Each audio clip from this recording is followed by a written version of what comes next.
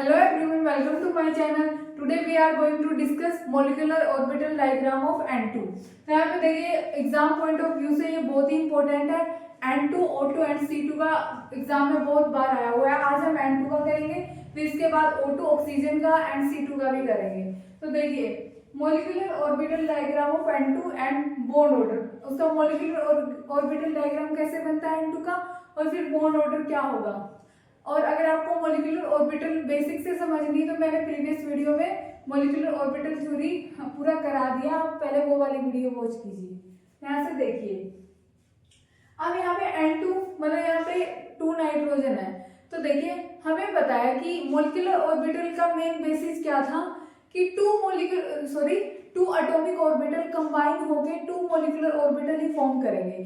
ठीक है. तो यहाँ पे जैसे अब नाइट्रोजन का इलेक्ट्रॉनिक कॉन्फ़िगरेशन क्या होता है, नाइट्रोजन 1s2 2s2 2p3. पहले इलेक्ट्रॉनिक कॉन्फ़िगरेशन लिखा, फिर क्या देखो ये जो फर्स्ट डायग्राम होता है ये होता है 1s के लिए. देखिए पहले ये एटॉमिक ऑर्बिटल था और ये एटॉमिक ऑर्बिटल था. ये एक नाइट्रोजन का और ये अदर नाइट्रोजन का, ये दोनों कंबाइन हुए ना, तो इन्होंने 2 मॉलिक्यूलर ऑर्बिटल बना दिए. ये वाला नीचे इसलिए लिखा क्योंकि ये क्या है, लेसर एनर्जी का है, और ये वाला है हायर एनर्जी का. जब 2 एटॉमिक ऑर्बिटल कंबाइन हो जाएंगे तो वो क्या बनाएंगे, एक बॉन्डिंग मॉलिक्यूलर ऑर्बिटल बनाएंगे और एक एंटी बॉन्डिंग. तो जो नीचे होता है जो स्टेबल तो होता है लेकिन एनर्जी लेस होती है, तो ये वाला होता है बॉन्डिंग, और जो ऊपर वाला होता है वो एंटी बॉन्डिंग. ये 1s का हो गया डिस्ट्रीब्यूशन. अब आ जाता है 2s पे. ये फिल कैसे किया वो भी मैं आपको बता रही हूँ, पहले डायग्राम समझा रही हूँ आपको मैं. अब 2s का कैसे है, देखिए एक नाइट्रोजन का क्या था, पहले 1s फिल हुआ फिर 2s, फिर बाद में करेंगे. तो 2s ये हो गया और ये 2s, ये एक नाइट्रोजन का ये अदर नाइट्रोजन का, ये दोनों एटॉमिक ऑर्बिटल कंबाइन हुए तो इन्होंने क्या बना दिया, मॉलिक्यूलर ऑर्बिटल बना दिए यहाँ से 2. पहला वही बॉन्डिंग और दूसरा एंटी बॉन्डिंग. एंटी बॉन्डिंग में क्या लगा मिलेगा, स्टार लगा मिलेगा, उसकी एनर्जी ज्यादा होती है तो वो ऊपर लिखा मिलेगा. फिर ये वाला क्या है, सभी के लिए सेम होता है N2 O2 C2 या O2 माइनस कुछ भी जो भी. लेकिन ये वाला जो अपर डायग्राम है जो 2p की मतलब 2p ऑर्बिटल कंबाइन होकर जो मॉलिक्यूलर ऑर्बिटल बनाते हैं वो सभी में डिफरेंट होता है. ठीक है. इसके लिए मैंने आपको प्रीवियस वीडियो में 2 केस बताए थे. फर्स्ट केस बताया था कि अगर इलेक्ट्रॉन 14 इलेक्ट्रॉन से ज्यादा है, 14 इलेक्ट्रॉन से ज्यादा है मतलब, और सेकंड केस बताया था अगर 14 इलेक्ट्रॉन या 14 इलेक्ट्रॉन से कम है. जैसे यहाँ पे N2 है, नाइट्रोजन एक नाइट्रोजन के पास 7 इलेक्ट्रॉन है, तो दूसरे नाइट्रोजन के पास दोनों के कंबाइन होकर 14 इलेक्ट्रॉन हो गए. यहाँ से 14 इलेक्ट्रॉन है, तो मैंने आपको बताया कि अगर आपके पास इलेक्ट्रॉन या तो 14 है या 14 से कम है तो ये ट्रिक लगेगी 2 1 2 1. 2 1 क्या है कि मतलब पहले 2 ऑर्बिटल आएंगे फिर 1 फिर से 2 और फिर से 1. ठीक है.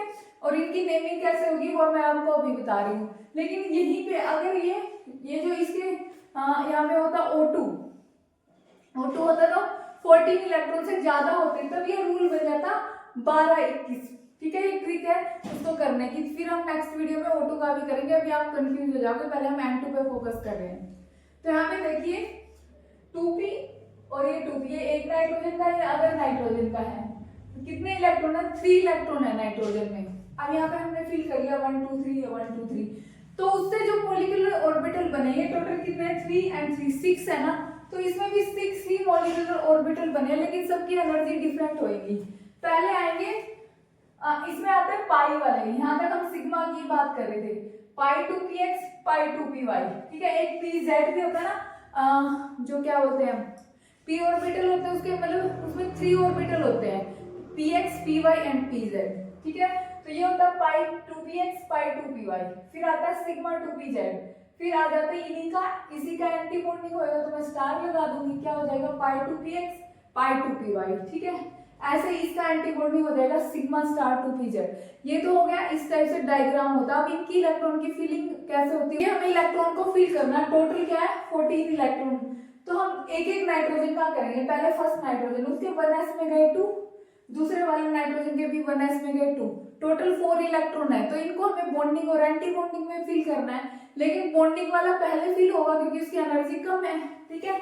ओ बाउ रूल यही कहता है ना, कहता है कि जिस ऑर्बिटल की एनर्जी कम होती है वो पहले फिल होएगा. तो इसमें टोटल 4 इलेक्ट्रॉन थे, 2 पहले इसमें फिल हुए, जब ये कंप्लीट फिल हो गया फिर इस पे जाएंगे, तो 4 में से 2 गया, अभी 2 रहते हैं तो 2 इसमें चले गए। सेम ऐसे ही 2s के लिए, क्योंकि 2s में भी 2 इधर थे 2 इधर थे, तो 2 यहाँ पे आ गए और जो बच गए वो एंटी बॉन्डिंग में चले गए। ठीक है, अब 2p3 है।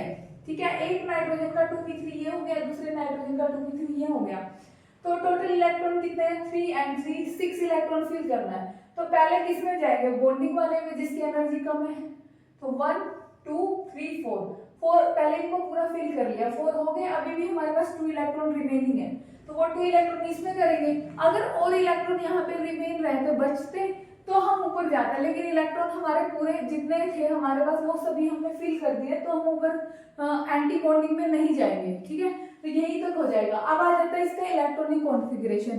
पूछ लेते कि मॉलिक्यूलर ऑर्बिटल थ्योरी के बेस पे हम इलेक्ट्रॉनिक कॉन्फ़िगरेशन कैसे लिखेंगे, क्योंकि सिंपल इलेक्ट्रॉनिक कॉन्फ़िगरेशन हमने पहले कर लिया है। ये होता है मॉलिक्यूलर ऑर्बिटल के बेस पे। तो देखिए यहाँ पे इसमें क्या एनर्जी वाइज हम लिखते हैं, पहला क्या आया सिग्मा 1s।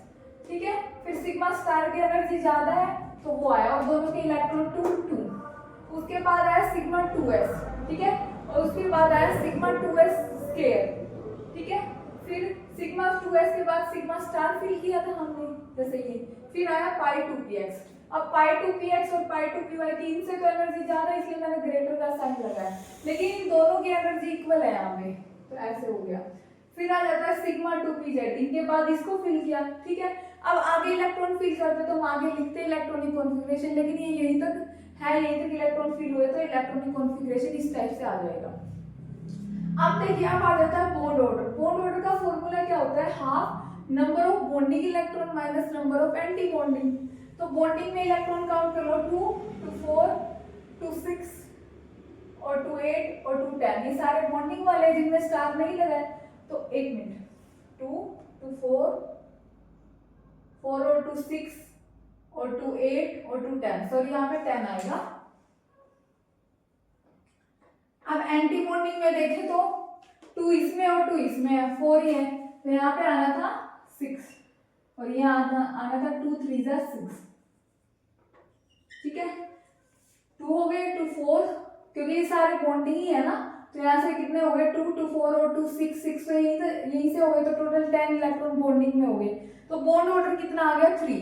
ठीक है, अभी यहाँ तक कितने क्वेश्चन कंप्लीट हो गए कि ऑर्बिटल डायग्राम क्या कैसे बनता है, इलेक्ट्रॉनिक कॉन्फ़िगरेशन कैसे लिखते हैं, बॉन्ड ऑर्डर कैसे निकालते हैं। एक और आ जाता है इसमें क्वेश्चन, पैरामैग्नेटिक एंड डायमैग्नेटिक। ठीक है, पैरामैग्नेटिक वो होता है जिसमें अनपेयर्ड इलेक्ट्रॉन होते हैं, मतलब कि एक सिंगल इलेक्ट्रॉन। यहाँ पे आपको किसी में भी सिंगल इलेक्ट्रॉन नहीं दिख रहा मॉलिक्यूलर ऑर्बिटल में, जो बीच वाले हैं, इसका मतलब, और जो जिसमें मतलब अनपेयर्ड इलेक्ट्रॉन नहीं होते वो होता है डायमैग्नेटिक। तो इसका मतलब N2 का बिहेवियर कैसा हो जाएगा, डायमैग्नेटिक। तो एग्जाम में ऐसे क्वेश्चन आ जाता है, prove that N2 is diamagnetic, या why N2 is diamagnetic, N2 show diamagnetic behaviour. तो आप उसमें फिर इसी डायग्राम को फॉर्म करोगे और उसकी एक्सप्लेनेशन इसी क्या बोलते हैं, इसी डायग्राम से आप दे सकते हो।